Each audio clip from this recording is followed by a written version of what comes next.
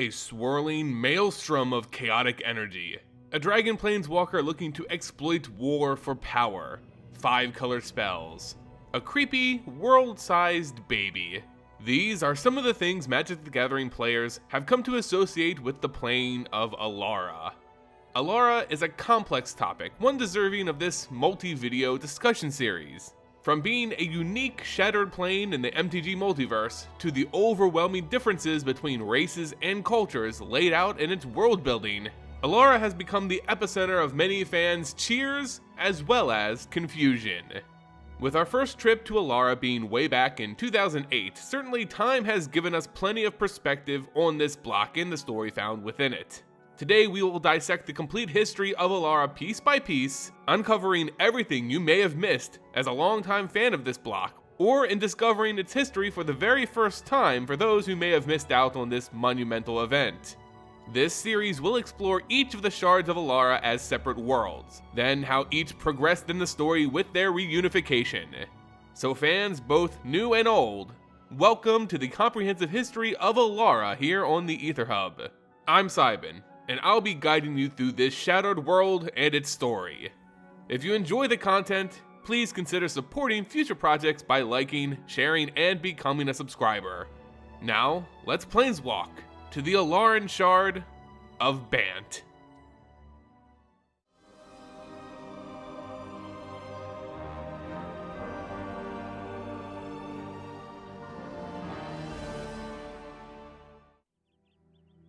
So naturally, as we begin this journey through MTG history, let's ask the question, what is Alara? What do we know of this world's origins?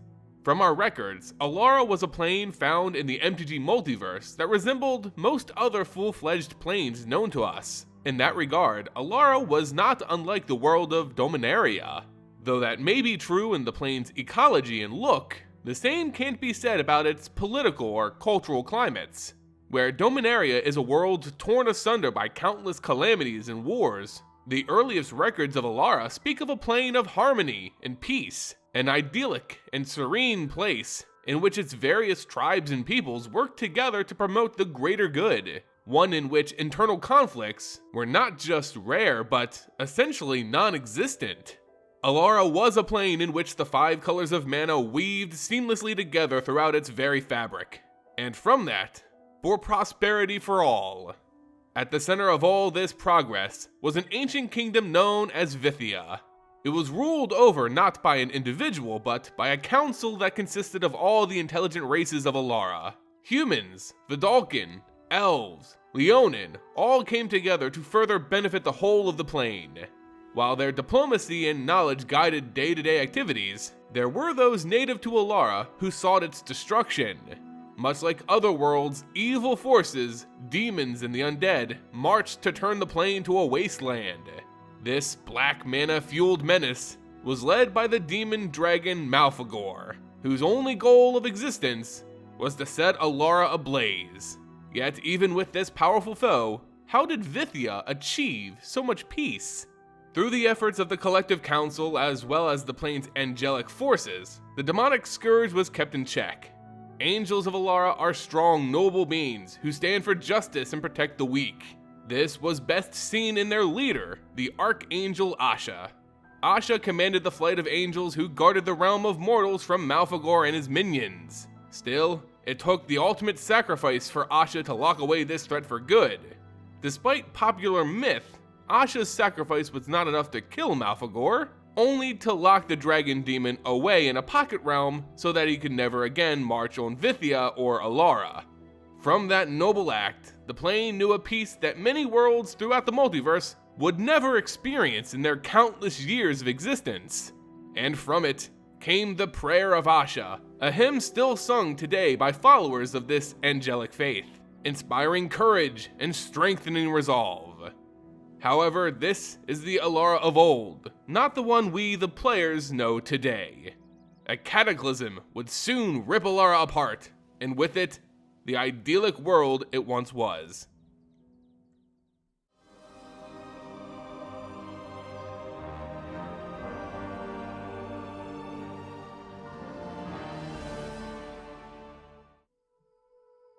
Like the death of many good things, the breaking of Alara was initiated by greed and ambition. Long before the mending, those with sparks, planeswalkers, were beings and mages with untold godlike powers. Their prowess with spells knew no limits, as the very multiverse danced upon their fingertips.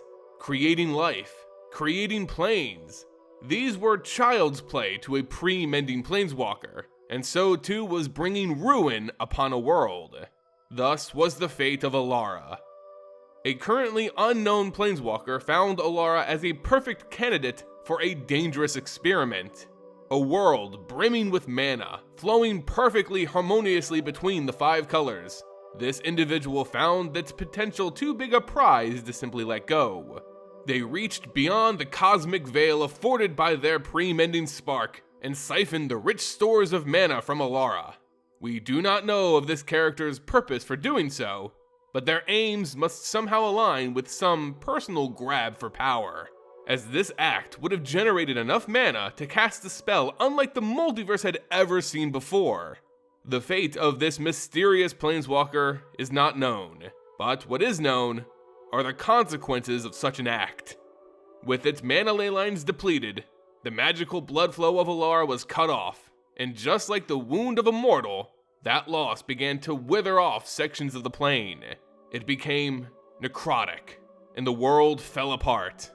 This event is known forever as the Sundering, because the once perfect plane had shattered, separating into 5 different shards, small and with just enough mana flow to each sustain life. Because not enough mana was left to keep Alara whole, those shards drifted throughout the blind eternities and carved out their own realities. In the most purest sense, these 5 shards were no longer connected. They had become their own individual planes of existence. The Shards of Alara are an experiment on how a plane would be shaped if 2 slices of the color pie were not present in the construction of that plane. And as it turns out, this has a fundamental effect on its inhabitants and its structure. Every combination can be interpreted in many ways, but in the case of Alara and its 5 shards, we'll have to frame our discussion around how it was intended. Let me quickly lay it out for you so you know what I mean. Each shard focuses on a primary color. That color informs much of that given shard, in that a shard consists of a primary color, its 2 allied colors, and it lacks its 2 enemy colors. This composition with a core color in mind is truly what makes the Shards of Alara what they are. Each shard was a refraction of the mana that dominated that specific region of Alara. The plane shattered along these mana ley lines, which led to the shards only containing that singular primary color, as well as 2 minor neighboring colors of mana. This changed the metaphysical structure of the shards, as they became their own planes. While life could continue, being essentially cut off from 2 colors of mana each, the shards would evolve in truly unique ways. Over the generations following the Sundering, after being cut off from other peoples, tribes, cultures, and most importantly, other types of mana, the denizens of these shards started to forget. Whispers of the once great kingdom of Vithia turned to myth. There are many unique qualities that come from these shards being locked from certain types of mana. Each continued to evolve, but with those mana colors absent, the balance that once was so prominent on Alara was lost. A shard dominated by white mana, for example, and completely oblivious to black mana, would grow zealous in its adherence to justice and obedience. The angels no longer champions of the meek, but enforcers of what they deemed acceptable. Or a world dominated by blue mana, without access to green, would become so overwhelmed in the pursuit of knowledge that simple community traditions would be disregarded in their attempt to push the bounds of their intelligence. The denizens, their culture, what they value, hinders on the types of mana that flow through them. Without all 5, there's a clear imbalance that can evolve, with one viewpoint dominating the others to a very unhealthy degree. This is the reality for each of the shards of Alara, and exactly the scenario we find on the shard of Bant.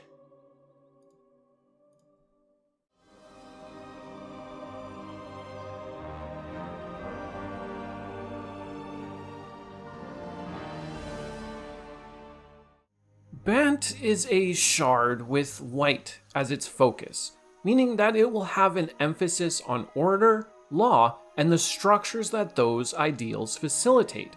Its allied colors in turn take on some of these traits. With this context in mind, green lends its focus on tradition to Bant, and blue adds a level-headed logic.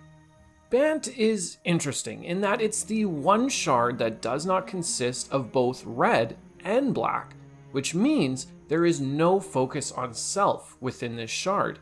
It is unique in that it's a plane that truly is one for all and all for one.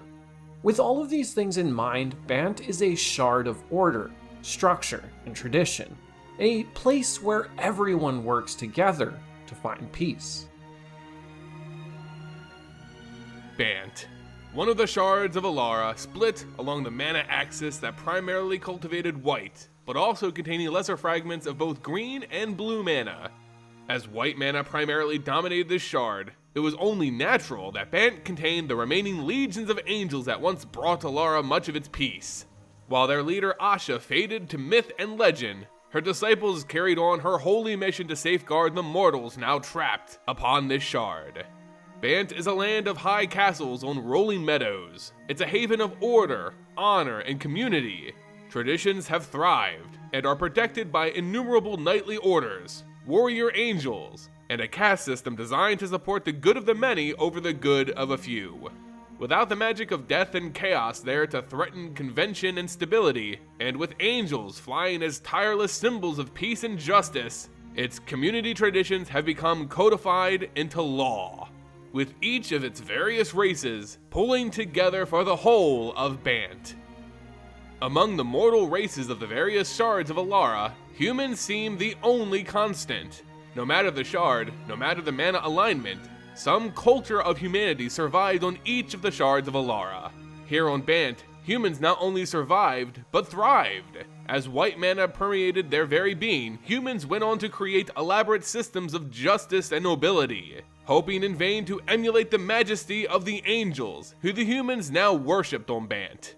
Like the angels, the humans of Bant had a strong sense of right and wrong, almost stubborn in the way they viewed society and community. Community was a huge aspect of Bant's society, with greater emphasis placed on the collective good over individual benefit. Of course, this proved to empower a more generous and prosperous society, but also led to narrow-sighted scenes of injustice in a few cases where an individual's welfare was sacrificed for the good of others. Humans have gone on to solidify most of the major roles found on Bant. As white mana is dominant with green and blue secondary, you can find orders of knights, monks, mages, scholars, priests, and clerics. Those who follow the angels are placed in the highest esteem, but it is the Order of Knights which dawns the most respect. They are mortal peacekeepers, those who fulfill the ideals of the angels above. Thus, they hold a special place in Bant society, one that isn't only coveted by humans. They hold a privileged position in society, one of authority allotted to them by the angels as a reward for their services. Only the bravest, truest, most noble figures of Bant are knighted, and thus it's a lofty aspiration for anyone not born into a noble family. Knights are distinguished not only by their ornate armor, but by their unique mounts, known as Liotao. Rather than ride atop a horse, the Knights of Bant ride these big cats, which are really a mix between lions and steeds, as they have the heads and bodies of lions, but they're still hooved animals. The most unique aspect of these mounts is that Liotaos are actually semi-intellectual. They aren't counted among the higher races of Bant, but they have shown the ability to think, plan, and work in conjunction with their master on a level that defies simple instincts. The grandest order of knights was known as the Knights of the Reliquary. As the name suggests, this order acted more as explorers and ruin divers than simple peacekeepers.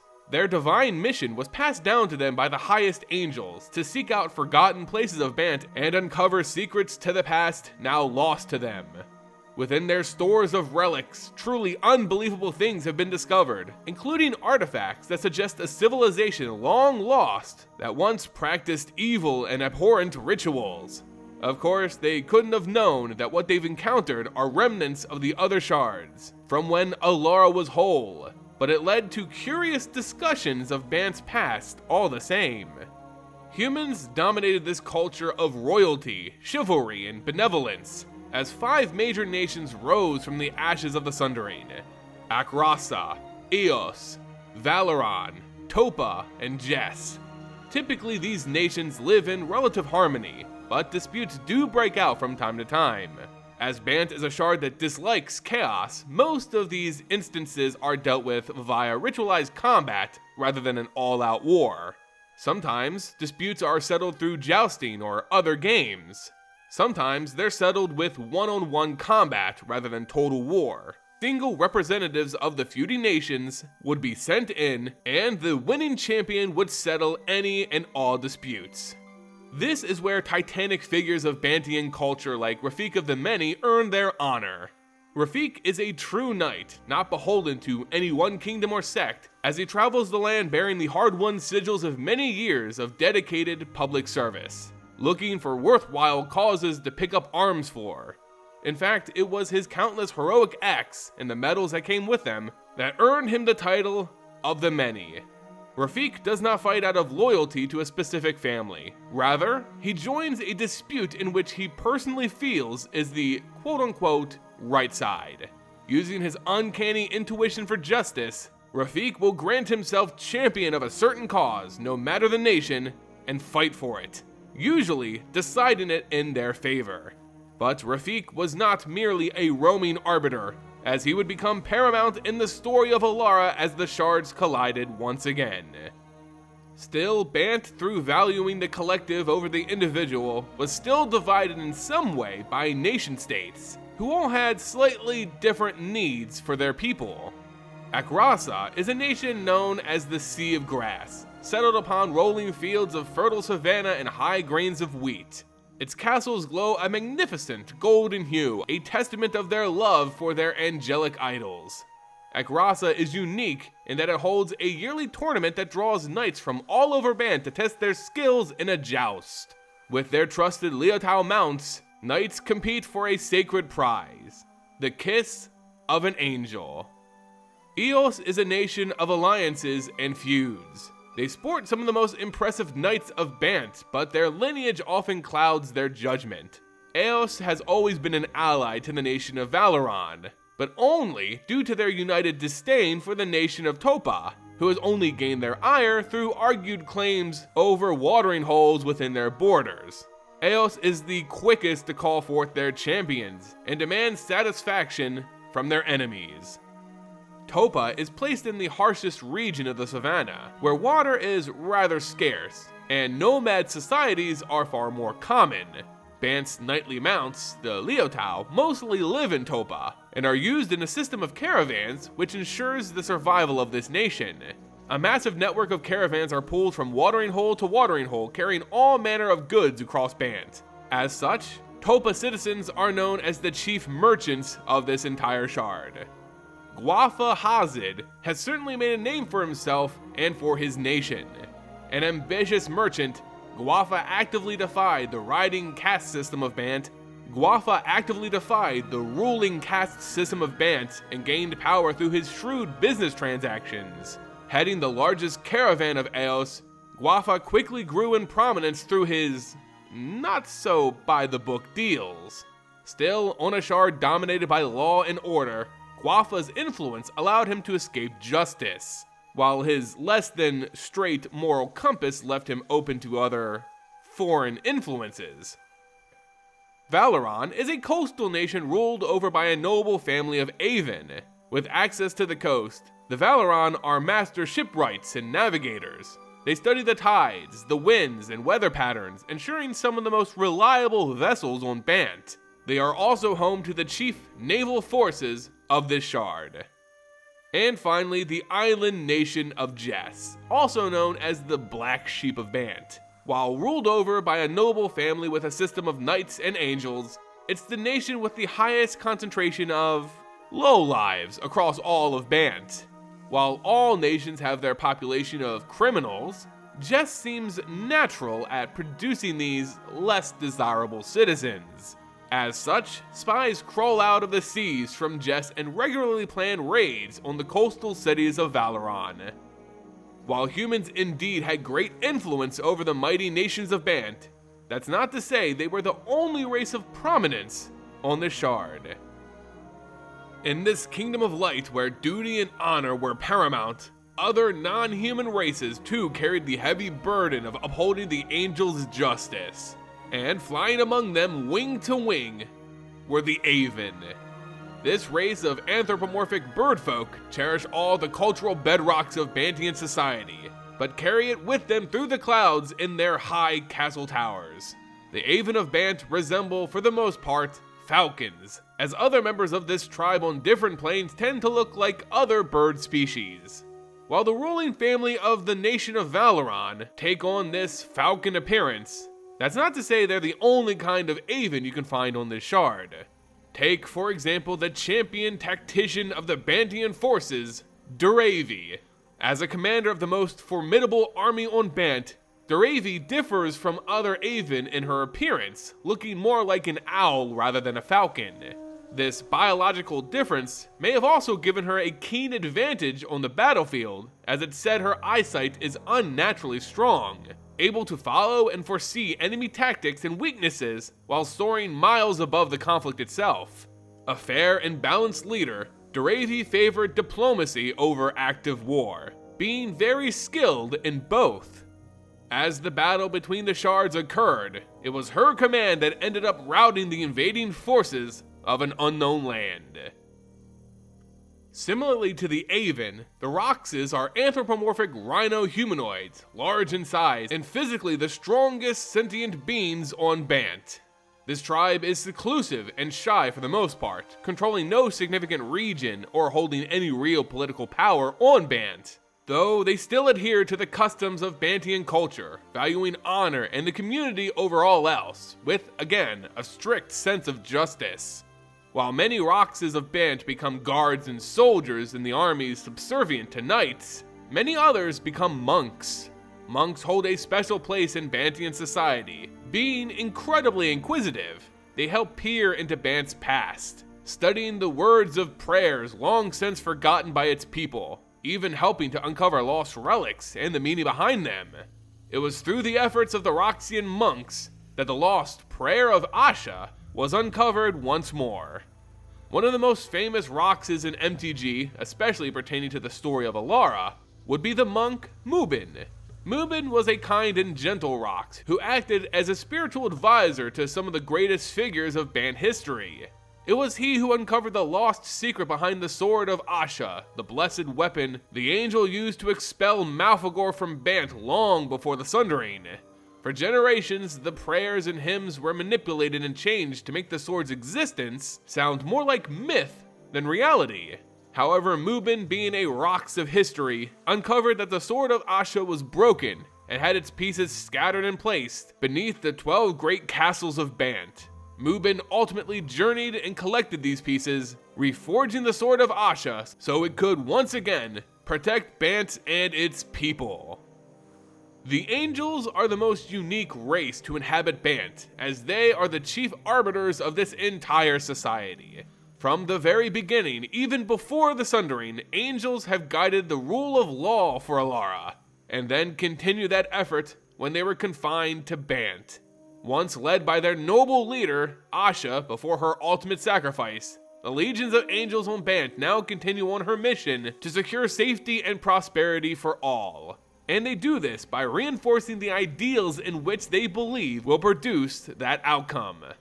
While powerful, Angels do not actively enforce their will upon the populace, tending to leave mortals to their business. What they do instead is reward the noble and honorable ambitions of a few chosen, who go on to inspire similar behavior in those around them.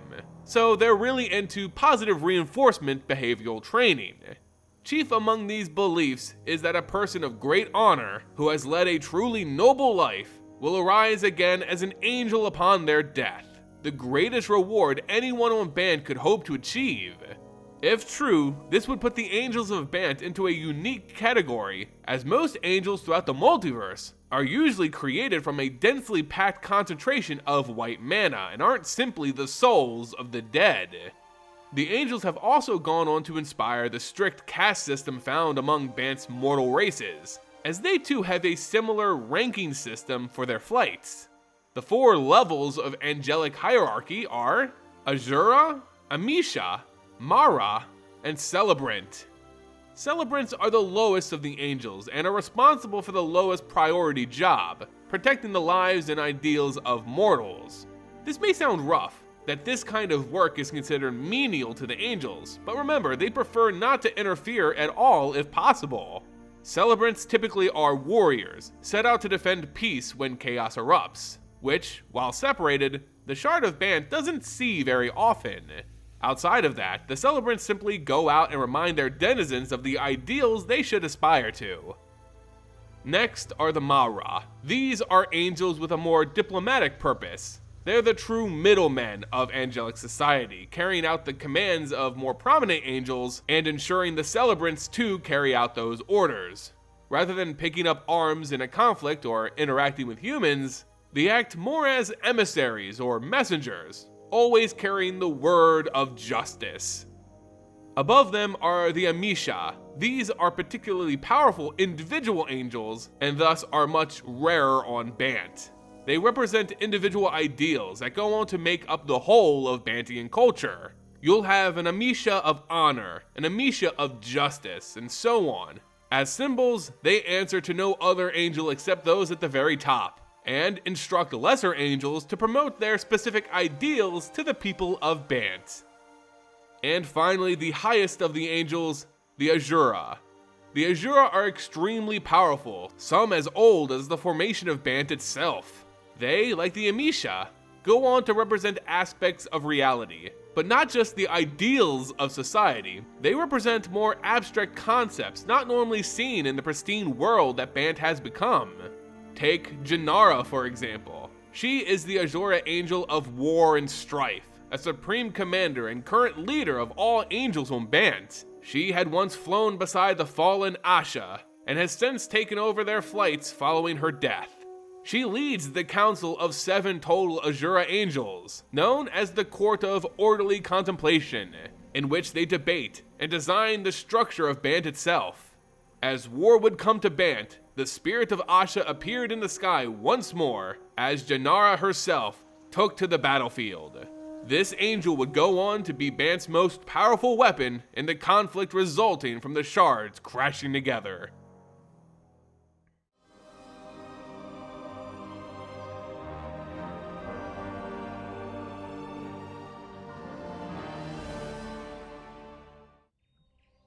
As angels have structured Bantian society to meet their idyllic image, the mortals adhere to a strict caste system which governs the fates of all those born into it. While it is technically possible for one of a lesser class to rise up through the ranks of society, it is incredibly difficult and most will find themselves stuck in whatever tier they were born into. While this may have led to an orderly society, its hardline stance on individual prosperity is one of the shortcomings of Bant's isolation from other mana colors and its dedication to white. The highest class on Bant are known as the Blessed. These are nobles born into a family already decided by the angels to inherently possess the ideal characteristics, or those who have achieved truly honorable acts in the past. As such, they typically are parts of ruling families. They're given the greatest gifts in Bantian culture, the opportunity to interact with the angels themselves, even if the angels they interact with are just celebrants. Next are known as the Sighted. This is a class made up of noble clerics, monks, and druids. They're usually hired on by the Blessed to spread angelic hymns and grow crops throughout their lands. They don't answer to anyone else aside from the Blessed. They're a crucial aspect of society in that they are the mortal agents who help connect the greater populace with the words of the angels, while spiritual druids also help to promote natural growth through farms, ensuring there's plentiful food for all. Following the Sighted are the ranks of knights on Bant, known as the Sigilled. A knight's worth is measured by how many sigils they possess. The sigil system on Bant is an award-based economy in which enchanted metals are given to those who express the ideals of the angels either through ritualized combat, honorable deeds, or upholding their sense of justice. Sigils are a unique aspect of Bantian culture. They are rewarded for outstanding acts of nobility and courage bestowed upon the wearer by the angels themselves. They act both as a prize as well as a bond of duty, ensuring that the wearer doesn't seek them out for personal glory, but to provide a service to the greater good. If a knight was to protect a village from a thief, enacting justice, they may be rewarded a sigil of order, but forevermore that knight could be called to act out that service once again, and be shunned should they ignore that plea. While most sigils hold a fraction of angelic power, that's not to say all sigils are tied to the angels. Mortals too can share these amongst themselves, even going so far as to sell them, but this is an act that's frowned upon. Sigils provide great boons to the wearers, but are also forever a reminder of the duty they are charged. Under the knights are the mortar. These make up the bulk of Bant's population. These are the peasants, farmers, and merchants. Everyday folk who live by the ideals of the angels but do not aspire to any true greatness. They must adhere to the orders of the other higher classes, and are offered very little freedom when it comes to their lot in life. They are, however, able to move from this rank to a sigiled knight, should they possess the skill and will to be honorable and brave. And finally, the lowest of the low in this caste system, the unbeholden. These are criminals, thieves, and rogues. Those who actively buck the angelic law laid down by those higher than them. They either reject society or have broken laws because of their extreme living conditions. Either way, there's little sympathy for the unbeholden. They're looked upon similarly with little respect. The traveling clerics go throughout Bant, trying to absolve the unbeholden of their ways and drive them closer to the light.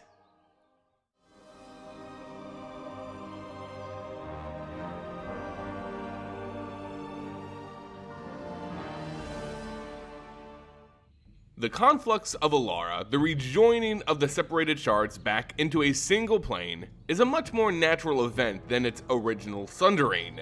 The shard planes exist in relatively close proximities within the Blind Eternity, far closer than other planes which tended to be fairly spaced throughout the multiverse. As a result, the shards slowly pulled towards each other, and their reunion wasn't a question of if, but when.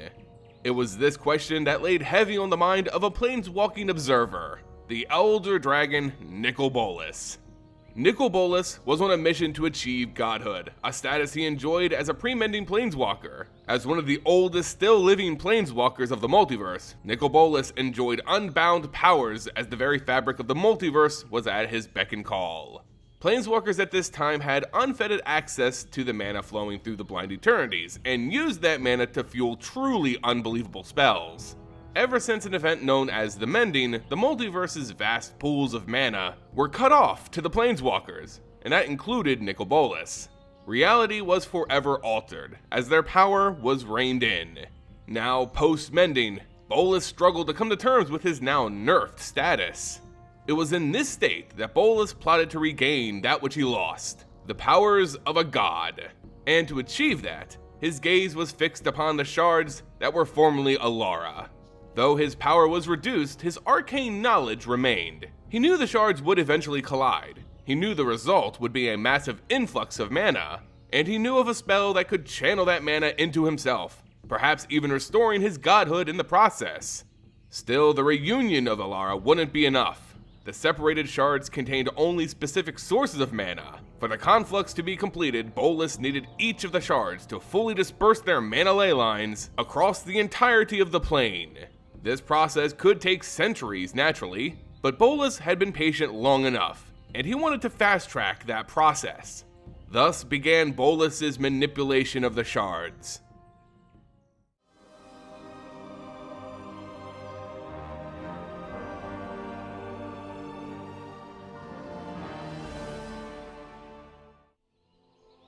The Shard of Bant would be by far the hardest for Bolas to infiltrate and manipulate. Because of their strong sense of traditions and angelic influence, the dragon couldn't simply swoop down and promise unbridled power or wealth as a means of getting the people of Bant to do what he needed. Rather than directly controlling their actions, Bolas took a more subtle route to Bant's manipulation, using the natives' own insulation and adherence to a structured society against them.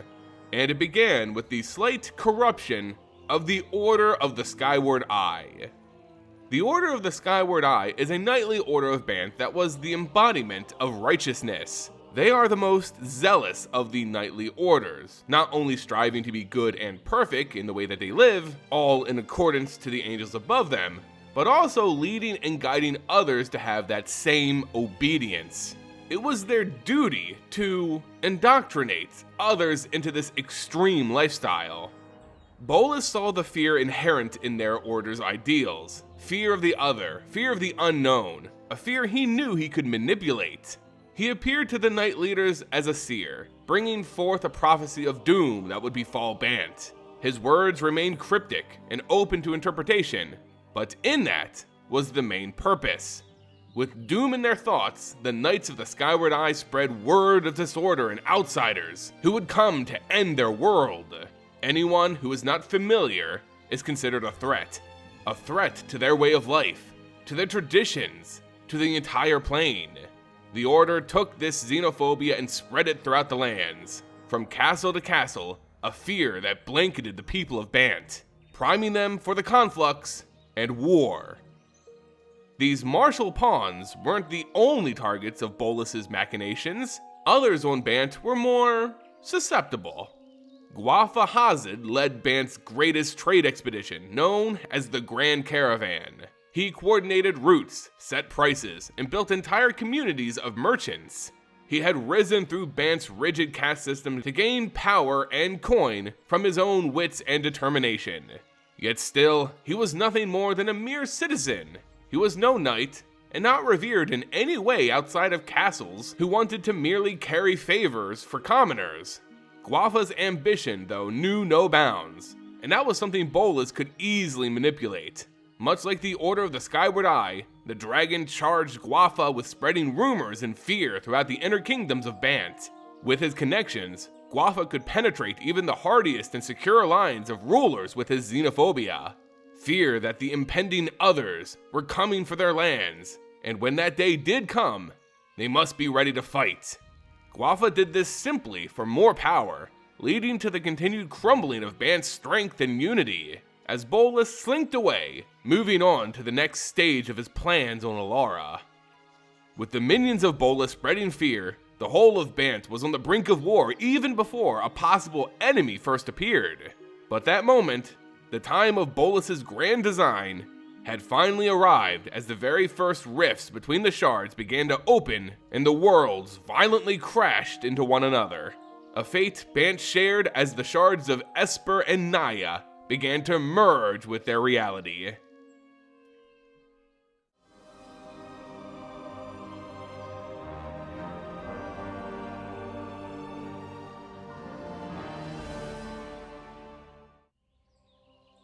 Before the conflux completely enveloped Bant, reforging Alara, the legacy of this shard laid with another planeswalker, the knight-errant Elspeth Tirel. Elspeth isn't a native of Bant, but it became her home after she lost her plane to another otherworldly threat, the Phyrexians. In the ruins of her home, with all hope seemingly lost, Elspeth's spark ignited and it flung the youth to Bant. From the fires of her past, one rocked by chaos and uncertainty, Elspeth found everything her life was missing in the serene world of Bant. Bant offered her community, love, and peace, and so she threw herself into the culture of Bant. At 16, Elspeth trained as a knight, excelling at the orders and claiming sigils for honor and duty. These were ideals she truly believed in, and thus acting upon them came naturally to her. At the age of 20, Elspeth was officially knighted, one of the youngest people of Bant to ever receive that blessing. And she was blessed by the Shard's angels, who she, like the rest of the Shard, worshipped as pillars of justice. The first signs of the coming conflux appeared to Elspeth as a wounded traveler, but one unlike any she or the rest of Bant had ever seen before. It was another planeswalker, but one who was native to the Shard of Naya, the Leonin, Ajani Goldmane. Appearing on Bant injured, Elspeth took the strange visitor to Rock's monks for healing, believing he too had the power to travel between planes, just as she did. Still, whispers and fear-mongering of the Great Others coming to destroy Bant, it left Elspeth with more troubling questions about the fate of her new home. Ajani's stay on Bant was short-lived. People around them didn't trust the Leonin, believing he to be the precursor for this prophecy of doom. Many knights were even aggressive to the wounded catfolk. Elspeth did her best to defend Ajani, believing they shared a similarly tragic past as well as a fighting warrior spirit. Despite that, Ajani found little love on Bant and left the shard only with dire warnings of an outsider manipulating the shards and the heavy scent of corruption lingering here on Bant as well. Ajani's warning weighed on Elspeth's mind. It too filled her with fear that she could lose another home to an outside force. Unlike her past, Elspeth was not willing to sit idly by and trekked out to discover this threat and stop it. While chasing rumors, Elspeth finally faced her enemy as a portal between Bant and Grixis, the Shard of Death and Decay, opened and flooded the idyllic world with undead monstrosities. Elspeth stood for Bant's defense and managed to lead forces against the foreign horde, but the victory was short-lived. With each passing day, more and more incursions took place, and Elspeth struggled to keep her men and herself hopeful. But that hope seemed to be extinguished as even the castle she served, the kingdom she was a knight of, collapsed under an endless assault from a new enemy, this time coming from the Shard of Esper. As she watched for the second time a place she called home fall, something snapped in Elspeth. All her training, practicing honorable combat, she lost it in a rage of despair and let loose her violent planeswalker magic. Light radiated from her being as she cut swaths through the invading Esperites. The castle was lost, but the enemy was vanquished in what was deemed a most dishonorable way. Still, the day had been won, and Elspeth was heralded as a hero. Yet, she also felt their eyes cast judgment upon her. She had betrayed the values of Bant and so relinquished her powerful sigils. Though she no longer carried the burdens of a knight, she still controlled a great source of fighting men, and would go on to use her station to defend Bant from the Shard's enemies. Bant's story would change during the course of another monumental battle in the Kingdom of Jess. As forces of Esper again poured in through a conflux to lay siege, Elspeth and her friend, Rafiq of the Many, led their men against this terrible foe. Rafiq was a great leader, but he had one fatal flaw. Rafiq believed that this new enemy would follow the conduct of battle established on Bant, that the Esperites would be honorable and engage with dignity, perhaps even sending in a single champion to settle the dispute. He was shocked to find that these outsiders didn't conduct war as Bant did, and Rafiq's forces were routed. The Esperites used magic he had never seen before, using mana of blue and black that decimated their knights, who had no countermeasure. The most striking of which was a mind control magic. The Rock's Mubin, a friend of Rafiq's, was placed under the Esper Mage's spell and began attacking his own allies. He critically wounded Elspeth Tirel, forcing her to retreat, and even challenged Rafiq himself. Not understanding the cause of this attack, Rafiq neutralized his friend by stabbing Mubin in the spine, paralyzing him and freeing him from the mind control. Watching and learning as he could from the Esperites' tactics, Rafiq was interested in learning about this new enemy. In particular, about this strange metal some seemed to be covered in. This Ethereum, as they called it, carried with it unique magical properties that gave the Esperites an edge in battle. If he could unlock its secrets, maybe they could best this foe. And perhaps, it could even be used on Mubin to heal his wounds and give him back his ability to walk. Wrecked by guilt, Rafiq led a small tactical squad into the heart of Esper to uncover these secrets, and to get his first taste of blue and black mana. Elspeth, being wounded, was no longer allowed to lead her men, being forced to recover. But watching Bant slowly fall to her enemies was not something the Planeswalker was willing to do. So instead, she went out on, quote, diplomatic missions, end quote, to try and uncover what was really going on with these incursions. The rumors that had started just before this war were all traced back to the despicable Guafa Hazid, the merchant who was spreading fear and xenophobia as if he somehow knew the shards were colliding. She tracked Guafa down, and after some light interrogation, he spilled the beans of a mysterious stranger offering him money in exchange for his service. Elspeth knew this had to be the work of another Planeswalker, manipulating these events for some unknown end. But the next revelation was more troubling. Whispers of a shard called Grixis, and a demon, Malphegor, the great scourge the angel Asha had defeated years ago. If this other Planeswalker knew of Malphegor and where the demon resided, maybe he would again appear on Bant. It would be a threat unlike any had seen before, one that would spell doom for the shard.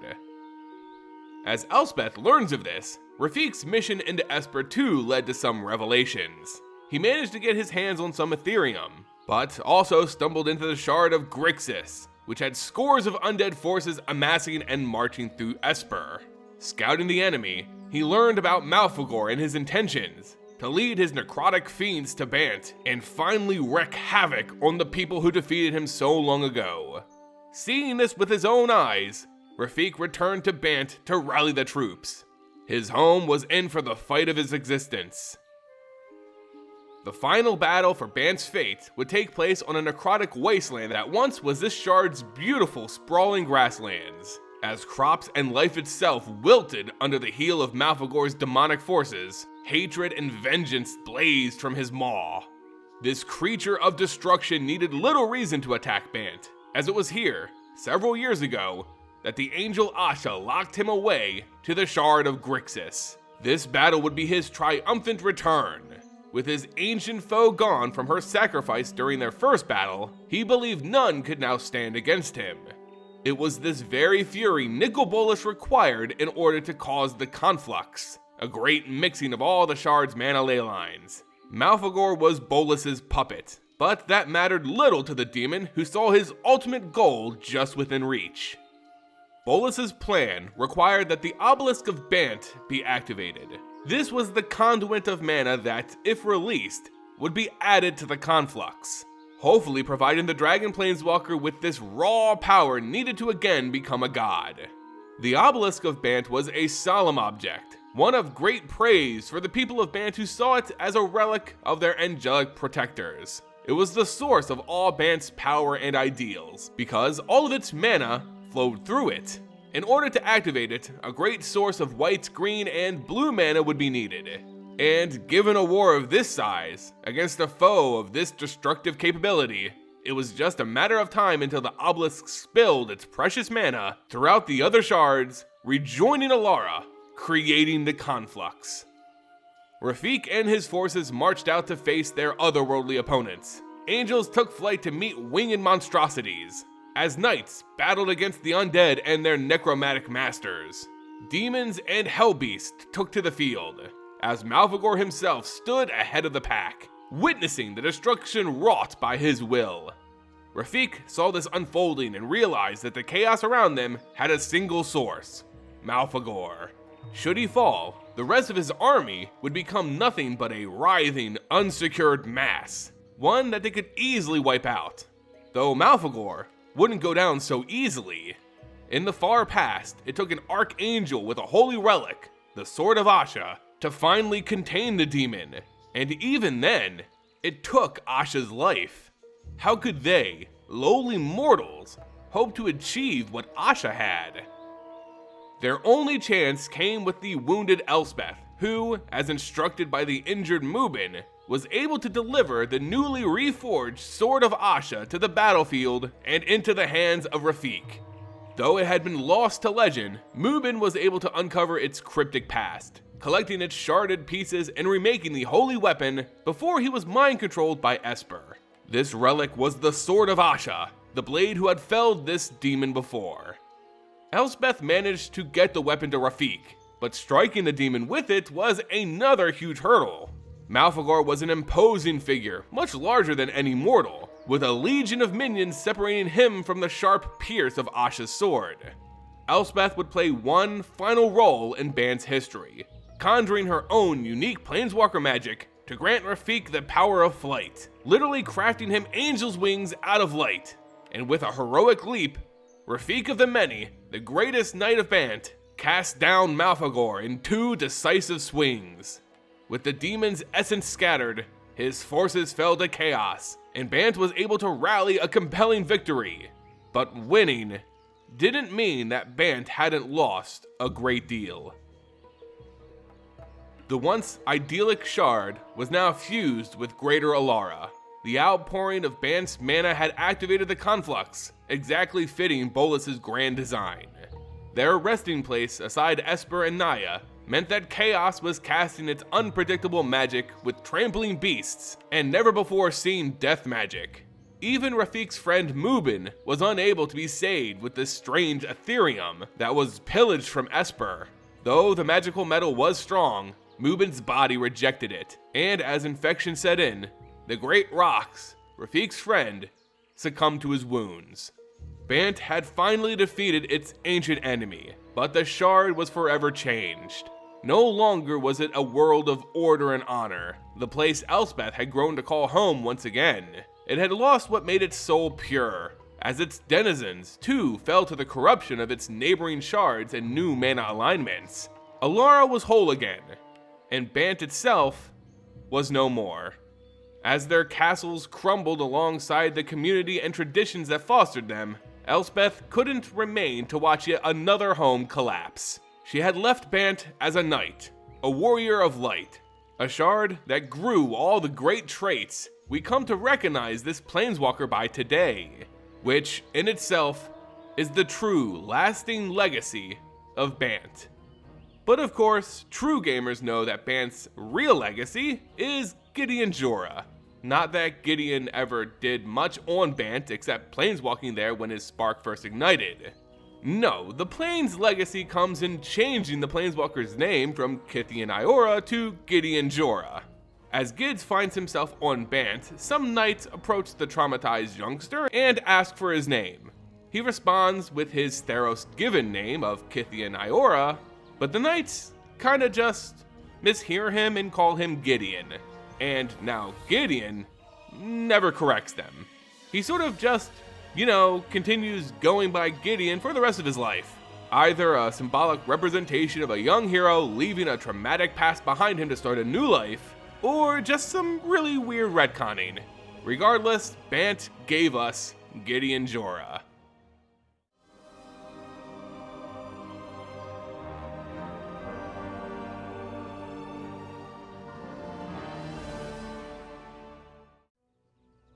Bant is recognized as the ideal plane for those who identify as honorable, noble, and law-abiding. A natural fit for those righteous, lawful good players out there. But Bant is only one part of Alara, a small piece of a total whole that Magic the Gathering fans have come to love. In our next video and over the course of this series, we will continue to discuss the Shards of Alara, leading to the total conclusion of this comprehensive series with the reforging of Alara itself. I want to thank you all so much for joining me today for this history of Bant. I would also like to thank my guest, Dicetry, for his color philosophy addition for this shard. He will continue to join me on this series, and if you're interested in color identity or theory in MTG, I really suggest checking out all of his content on his YouTube channel, which you can find linked in the description below. If you enjoyed our video today, please show your support for the channel and this project by leaving it a like, becoming a subscriber, and sharing the video on social media. It goes a long way in helping grow this Vorthos community. As always, thank you all so much for watching, and until next time, see ya!